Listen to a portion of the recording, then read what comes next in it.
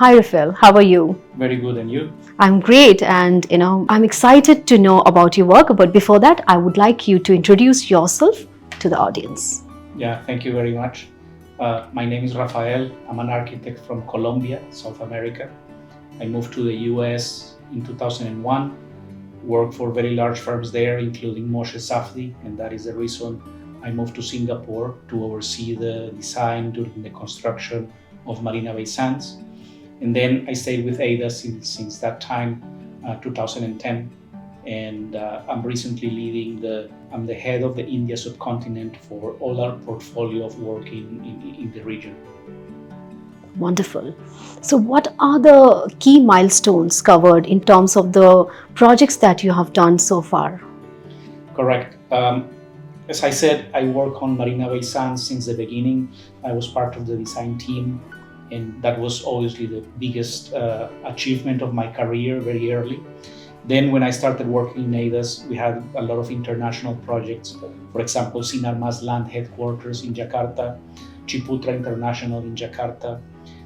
We did the Jurong Hub in Singapore, which is a complex TOD, transport-oriented development in Singapore.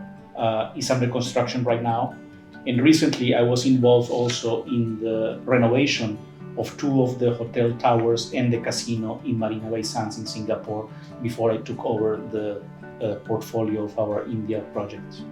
Great. In India, what are the projects that you are currently doing, and what are the significant projects that you'd like to talk about? Sure. We have a lot of traction these days in India. The market is hot and is very good. We just had a very successful story with Signature Global. We had 4 projects with them. The last one that was launched last week was totally sold out. We're very proud of what Signature Global has achieved, and we're happy to be part of the team. And we offer a little bit of our grain of salt to design a great residential project.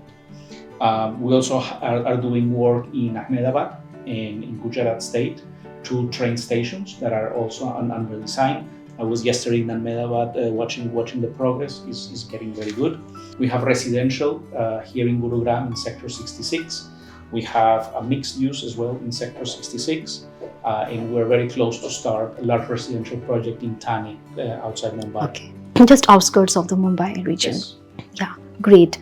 That means a lot of projects, good projects on your plate at the moment. Yes, and that is a good problem to have. Yeah, wonderful.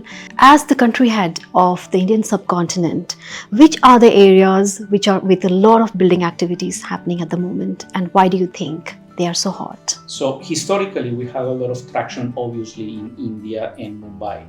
Mumbai has been really quiet recently for us. There's a lot of changes in the political structure, and there is some uncertainty. But recently, Gurgaon, obviously, or Gurugram, has been very hot for us. There's a lot of traction these days. We have, as I said, Gujarat, and we have 3 large projects under construction in Hyderabad.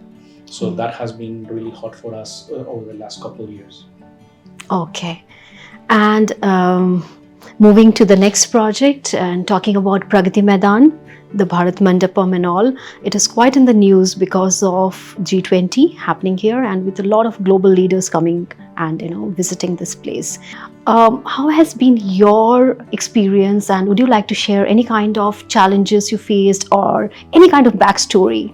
Because people are very much interested in that project. Yes, that is actually one of our signature projects. It was probably the most important building in India during the G20 inauguration by Prime Minister Modi. As you said, all the global leaders coming, and it was a success story. Our involvement in that was that we won the design competition, and we basically put the seed for the entire team to grow the project to what it is really today. One of the things that is important to highlight, and you cannot talk about Pragati Maidan, the Pragati Maidan that is today, without touching on the Hall of Nations that was there before. It was a very sensitive topic. We couldn't do anything about it. Our design brief was to redesign from scratch, and it was at that moment clear that the hall was going to be demolished. So it was not our decision. There's nothing we could do about it. And all we can do is give a project that hopefully will give to the people the same amount of quality and in the future somebody will have the same personal attachment that people had to the Hall of Nations. I heard stories of people saying, that's where I went and proposed to my current wife. Oh. That's where I did this, that's where I did that. So it was a great social experience.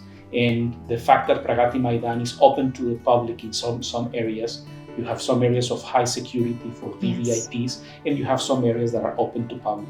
And the challenge of the design was to marry both of them and to create a work that, or the design, a project that works seamlessly between those two different parts of. So our Prime Minister, Mr. Modi, has shown this building with a lot of pride during G20, and we were also very, very happy to see that. Yeah, we saw that with great honor. Thank you.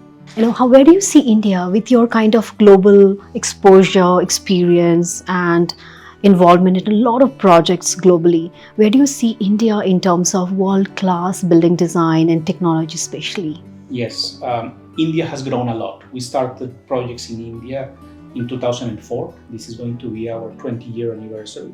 So we have seen a big change in the quality of projects that we have been involved.